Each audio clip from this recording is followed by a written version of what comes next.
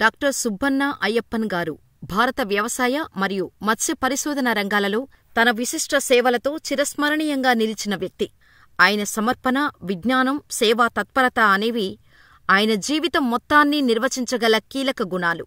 Padmashri award గ్రహీతగా, భారత వ్యవసాయ పరిశోధనా మండలికి డైరెక్టర్ జనరల్గా పనిచేసిన మొదటి పంటేతర శాస్త్రవేత్తగా ఆయన చరిత్రలో స్థానం సంపాదించారు.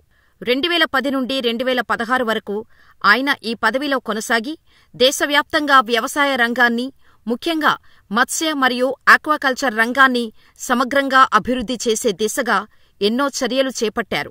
దేశంలో చేపల సాగుకు కొత్త దారులు వేసి, నీలి విప్లవానికి మూలస్తంభంగా నిలిచారు. ఆవిర్భవించిన కొత్త సాంకేతికతలు, తక్కువ పెట్టుబడితో ఎక్కువ దిగుబడిని సాధించగలిగే విధానాలు, సమగ్ర మత్స్య పరిశ్రమ నిర్మాణానికి ఆయన చేసిన కృషి లక్షలాది మత్స్యకారుల జీవన ప్రమాణాలను మెరుగుపరిచాయి. చేపల పెంపకాన్ని వాణిజ్య ప్రాతిపదికన విస్తరింపచేసి, రైతులకు, గ్రామీణ ప్రజలకు కొత్త ఆదాయ మార్గాలను అందించారు.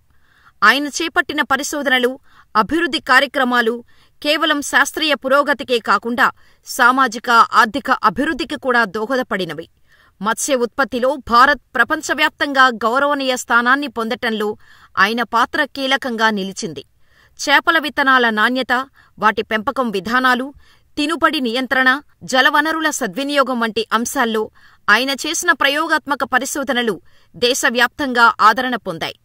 చిన్న చిన్న రైతులకు, గ్రామీణ జనాభాకు ఉపాధిని కల్పిస్తూ జీవనోపాధిని మరింత స్థిరపరిచేలా ఆయన విధానాలు సాగినవి. ఆయన తీసుకొచ్చిన అభివృద్ధి విధానాలు ప్రభుత్వ విధాన రూపకల్పనలో కూడా ప్రభావం చూపాయి.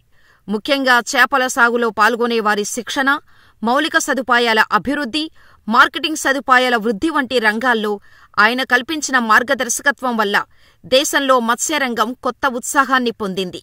సుబ్బన్న అయ్యప్పన్ గారు పరిశోధనా రంగంలోనే కాకుండా విద్యారంగంలోనూ తనదైన ముద్ర వేశారు.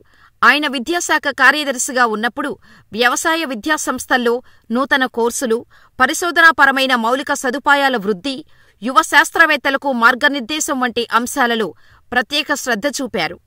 ఆయన నాయకత్వం వల్ల వ్యవసాయ విద్యాబోధన కూడా సమకాలీన అవసరాలకు తగ్గట్టుగా అభివృద్ధి చెందింది. వ్యవసాయ శాస్త్రంలో మత్స్యరంగాన్ని ప్రధానంగా గుర్తించి, అది దేశ ఆర్థిక వ్యవస్థలో కీలక పాత్ర పోషించగలదనే విశ్వాసాన్ని కల్పించటంలో ఆయన పాత్ర మరపురానిది. ఈ విశిష్ట సేవలకు గుర్తింపుగా భారత ప్రభుత్వం ఆయనకు పద్మశ్రీ అవార్డును అందజేసింది. ఇది కేవలం ఆయన వ్యక్తిగత విజయమే కాకుండా పరిశోధనా రంగానికి లభించిన గౌరవంగా చెప్పుకోవాలి. అయితే ఇటువంటి గొప్ప వ్యక్తి మే 7వ తేదీ నుంచి కనిపించకుండా పోవటం భారత శాస్త్రీయ వర్గాల్లో తీవ్ర ఆందోళన కలిగించింది. కుటుంబ సభ్యులు, స్నేహితులు, సహచరులు ఎంతో ఆశతో వెతికినప్పటికీ చివరికి ఆయన మృతదేహం కావేరీ నదిలో లభించటం ఒక విషాదకర పరిణామం.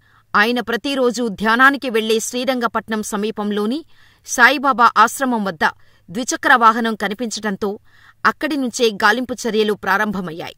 మత్స్యకారుల సహకారంతో నదిలో శోధించిన పోలీసులు ఆయన మృతదేహాన్ని బయటకు తీశారు. ఈ సంఘటన ఎంతగానో క్షోభ కలిగించే విషయం. ఇది ఆత్మహత్య లేదా ప్రమాదవశాత్తు జరిగినదా అనే విషయం ఇంకా తెలియరాలేదు. అయినప్పటికీ ఆయన ఆకస్మిక మరణం పట్ల కుటుంబ సభ్యులు, మిత్రులు, శాస్త్రవేత్తలు తీవ్ర దిగ్భ్రాంతిని వ్యక్తం చేశారు. డాక్టర్ అయ్యప్పన్ గారి మృతి కేవలం ఒక శాస్త్రవేత్త కోల్పోయిన విషాదమే కాకుండా దేశం ఒక దార్శనిక నాయకుణ్ణి కోల్పోయినట్టుగా భావించాలి. ఆయన జీవిత ప్రయాణం, ఆయన దారితీసిన మార్గాలు, ఆయన చూపిన సేవా దృక్పథం అన్నీ ప్రస్తుతం పరిశోధనలో ఉన్న యువతకు ఆదర్శంగా నిలుస్తాయి. ఆయన బోధనల వల్లే అనేకమంది శాస్త్రవేత్తలు పరిశోధనా రంగంలోకి వచ్చారు. ఆయన చూపిన పంథాలో, ఆయన స్ఫూర్తితో ముందుకు సాగాలనే సంకల్పం ప్రతి పరిశోధకుడిలో ఉండాలి. వ్యవసాయ రంగానికి కొత్త శక్తిని, మత్స్యకారులకు కొత్త ఆశలను అందించిన ఆయన సేవలు ఎప్పటికీ చిరస్మరణీయంగా నిలిచిపోతాయి. మనం చేయగలిగింది ఒక్కటే, ఆయన చేసిన కృషిని గుర్తించి ఆయన కలల్ని కొనసాగించటం.